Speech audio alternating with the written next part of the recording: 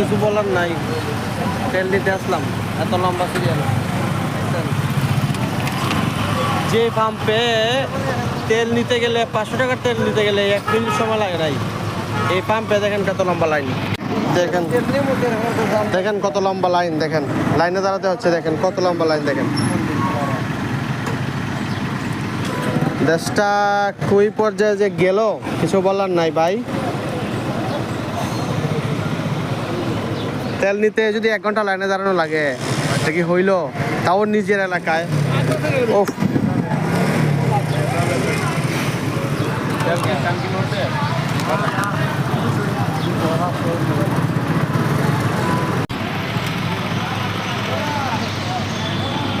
এটাই বাস্তব।